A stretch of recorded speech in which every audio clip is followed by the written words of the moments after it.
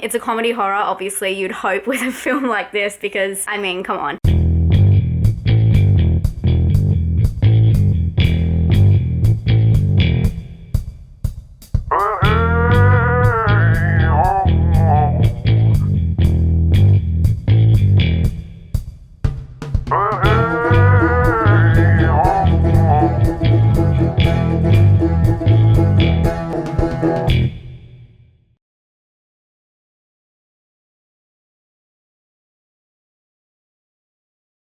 Hi guys, I hope you're all well. I just finished watching Dead Snow 2, Red vs. Dead. It was great. I'd seen the original, I remember when, like, I think it came out in 2009, so it would have to be a year or so after it came out. It was a long time ago and I could hardly remember it. One thing to mention in this one, because it is a sequel, don't worry if you haven't seen the first one. I highly recommend seeing the first one, but it does join on straight afterwards, but it does do a recap, so don't worry about that. This movie is what you might expect. It is a Norwegian film, and some of it is in Norwegian and some of it is in English. So keep that in mind. It does have a little bit of subtitles, but it's also been filmed, fun fact, it has been filmed fully in English and fully in Norwegian. So there must be a dubbed version out there or on this DVD. So this film, if you don't know what it's about a bunch of Nazi zombies that are kind of after this group of friends, and if you haven't seen the first one, I might spoil it a bit for you now.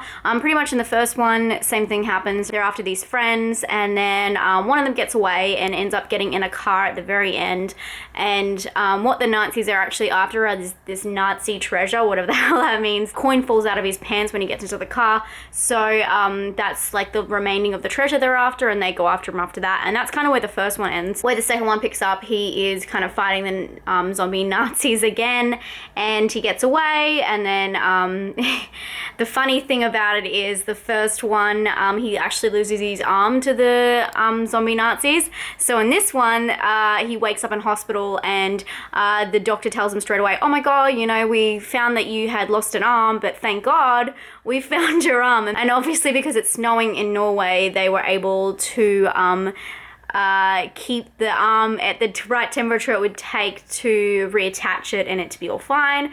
Operation success, but it's not his arm. It's actually the arm of the head Nazi zombie. I know, crazy. But it's actually not that difficult of a storyline to follow.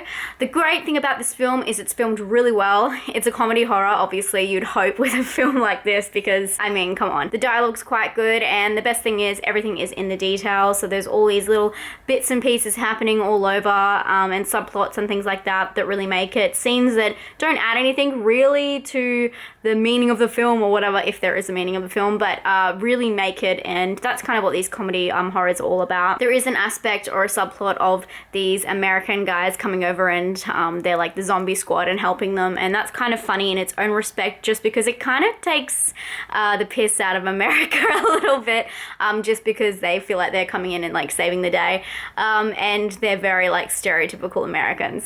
I hate saying that. You guys know what I mean. But also I feel like they didn't really get the best dialogue, and they also had really cheesy scenes, but I feel like that was done on purpose. It was cheesy on purpose, and then like the bits with the Norwegian people were a little bit, like the comedy's so different, so you could definitely tell the difference between those two kind of aspects coming together. It worked though. It worked really well, and lots of people say that this sequel is actually better than the original, and I have to agree. I think this film was really, really good. I totally recommend checking it out. Probably the best thing about it is, I mean, I'm not a huge zombie fan, but if you are, these are cursed zombies, so that's the difference between the living dead and, you know, like a virus zombie, and then these are cursed zombies, so they're actually zombies that have like a purpose. They don't want to just like kill people and eat their brains. They want to get revenge. So I thought that was really cool. I thought it was a great film. I'm gonna give it 7.5 out of 10. I thought it was really good, and I hope you guys enjoy it too. If you haven't seen it, it is on Netflix in Australia, so I assume it's on Netflix in America, but I will be giving away a copy, much like I did with the with F and Expelled.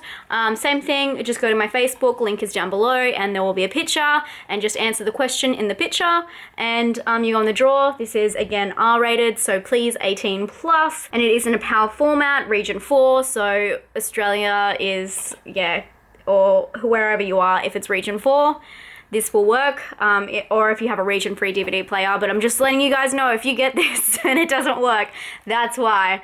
But it says, it's weird on the back, it says that it has no subtitles. But it's all written in English, so I'm assuming it will work.